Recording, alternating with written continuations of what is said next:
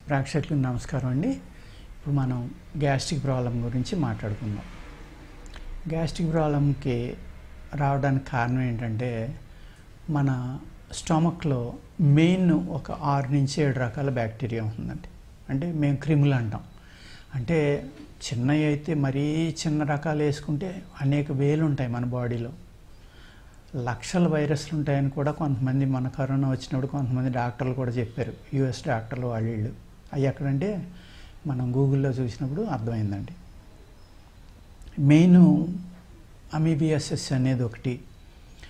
ఆ type of బ్యాక్టీరియాలు కానీ క్రిములు కానీ ఒక 6-7 రకాలు మన పొట్టలో ఉంటాయండి. ఇవి ఏం చేస్తాయంటే మనం తిన్న ఆహారాన్ని అవి తీసుకుంటాయి. అవి కూడా తీసుకుని అవి ఏం చేస్తాయంటే యాసిడ్స్ని రిలీజ్ చేస్తాయి. అది ఒక రకమైన కారణం అండి.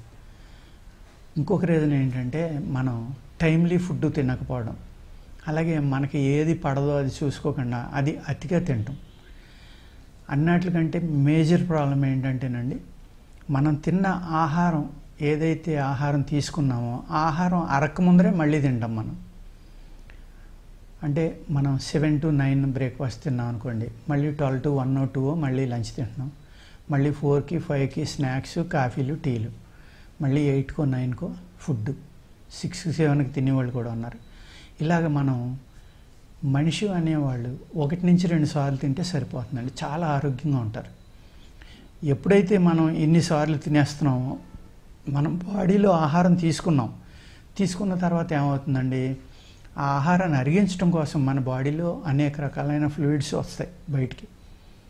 ఇప్పుడు గాల్ బ్లాడర్ ఉంది, మనం పైచిగ్రంథి అంటాం, అది రిలీజ్ చేసి యాసిడ్స్ కానీ ఇలాగ అనేక రకాల గ్లాండ్స్ రిలీజ్ చేసే యాసిడ్స్ లాంటి మన శరీరంలో ఇంటెస్టైన్స్లో పెద్ద ప్రేగులు, చిన్న ప్రేగులు, లివరు, కిడ్నీలు ఇవన్నీ కూడా ఏట్ల పని అవి చేస్తాయండి. ఈ రసాలని రిలీజ్ చేయడం వల్ల మన ఆహారం అరిగి ఏ బాడీలో ఏ ఆర్గాన్ ఏ విధమైనది బాడీకి అందించాలి అనేది అన్నీ చేస్తాయి. మనం ఏం చేస్తున్నామండి, ఉదయం 7-8 మొదలెడితే రాత్రి 9 దాకా తింటానే ఉంటున్నాం. ఏదో ఒకటి స్నాక్స్ అనో, ఫుడ్ అనో, లంచ్ అని, డిన్నర్ అని. మన పూర్వీకులు ఎవరిలో కూడా ఎన్నిసార్లు తినేవారు కాదు. వాళ్ళు 2 నుంచి 3 సార్లు కష్టపడి బాగా పనిచేసేవాళ్ళు అయితే 3 సార్లు తిరిగేవారు. వాళ్ళు 2 గంటల్లోనే తిన్న ఆహారం పూర్తిగా అరిగిపోయేది కాబట్టి వాళ్ళు గ్యాస్ట్రిక్ ప్రాబ్లం ఏమి ఉండేది కాదు. మనం ఏం చేస్తున్నాం, అంత కష్టపడి మనుషులు తగ్గిపోయారు, హార్డ్ వర్క్ చేసేవాళ్ళు చాలా తగ్గిపోయారు. 4 సార్లు తింటాం మొదలుపెట్టాం. అప్పుడు ఏమవుతుందండి, ఈ తిన్న ఆహారం అరక్క ముందరే మళ్ళీ తినడం వల్ల మళ్ళీ యాసిడ్ రిలీజ్ అవుతుంది, మళ్ళీ తినడం వల్ల మళ్ళీ రిలీజ్ అవుతుంది, మళ్ళీ తినడం మళ్ళీ ఇలాగా మరలా తినడం వల్ల ఏమవుతుందంటే ఈ యాసిడ్స్ బాడీ కంటిన్యూ రిలీజ్ చేస్తూనే ఉంది. దాంతో మనం తినే ఆహారంలో అనేక రకాల ఇవి ఉన్నాయి, కెమికల్స్.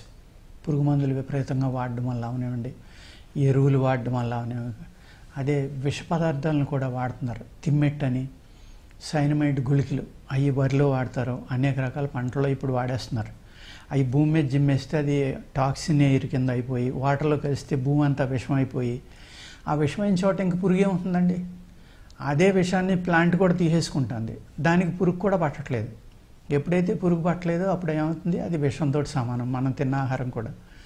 దానివల్ల అనేక రకాలైన లెడ్ లాంటి భారీ లోహాల పురుగు మందుల్లో ఉండటం వల్ల, వాతావరణంలో ఉండటం వల్ల ఏమవుతుందంటే మన డైజెస్టివ్ సిస్టమ్ పూర్తిగా పాడయ్యి దానివల్ల గ్యాస్ట్రిక్ ప్రాబ్లం అనేది స్టార్ట్ అవుతుందండి. ఈ గ్యాస్ట్రిక్ ప్రాబ్లం అనేది చాలా సింపుల్గా తీసుకుంటారు చాలామంది.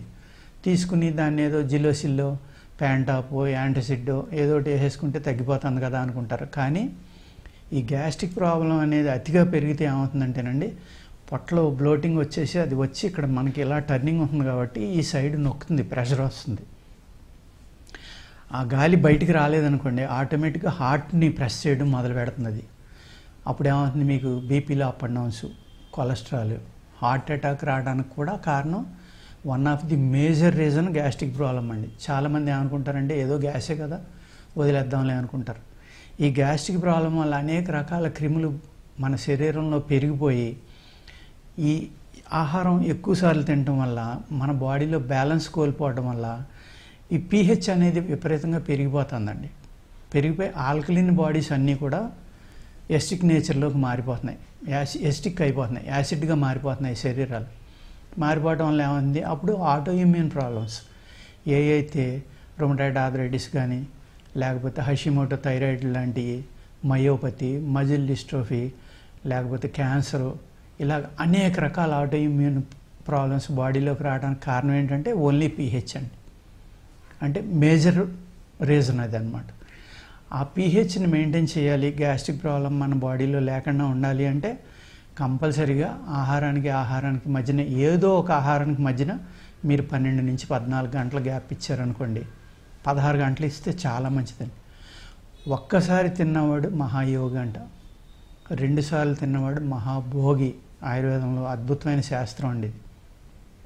3 సార్లు తిన్నవాడు మహారోగి. మనం ఏం చేస్తున్నాం, 4 సార్లు తింటున్నాం. దాన్ని బట్టి మీరు ఊహించుకోండి మనకి ఎన్ని జబ్బులు రావాలో అన్ని జబ్బులు వస్తున్నాయి.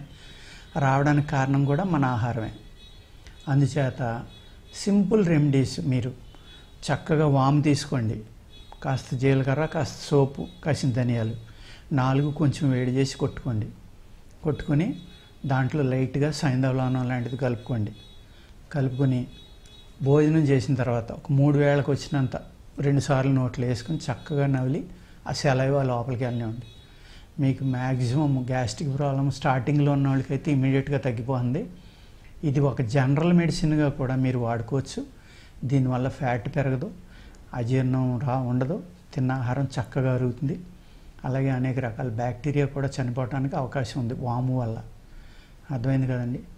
ఈ సోంపు అనేది ఏం చేస్తుందంటే మంచి క్యారియర్గా ఉపయోగపడి మీరు తిన్న ఆహారాన్ని బాడీ అంతా స్ప్రెడ్ చేయడానికి చక్కగా పనిచేస్తుంది.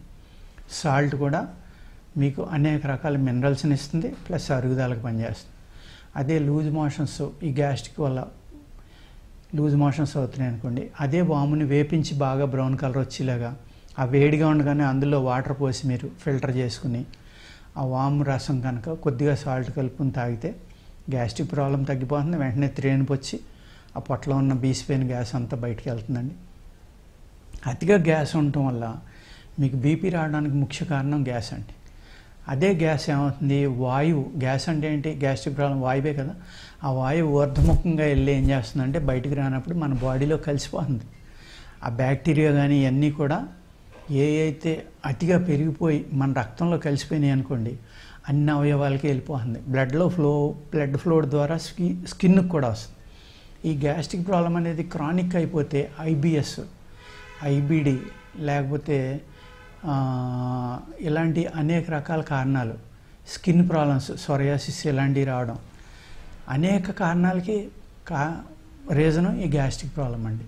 అందుచేత మీరు గ్యాస్ట్రిక్ ప్రాబ్లం మీద చాలా జాగ్రత్త తీసుకోండి, జాగ్రత్తగా వాడుకోండి. అద్భుతమైన మెడిసిన్స్ ఉన్నాయి ఆయుర్వేదంలో, చక్కగా తగ్గుతుంది, పెర్మనెంట్ క్యూర్ అవుతుంది 3 నుంచి 5 నెలలు వాడుకుంటే.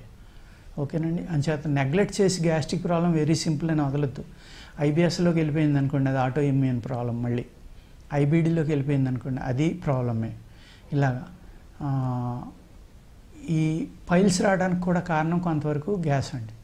ఇన్ని రకాల ప్రాబ్లమ్స్ రావడానికి మోర్ దాన్ 60-70% మనకు వచ్చే జబ్బులు రావడానికి కారణం గ్యాస్ట్రిక్ ప్రాబ్లం. దయచేసి దాన్ని నెగ్లెక్ట్ చేయొద్దండి. మంచి మందు తీసుకోండి, జాగ్రత్తగా వాడుకోండి. నమస్కారం అండి.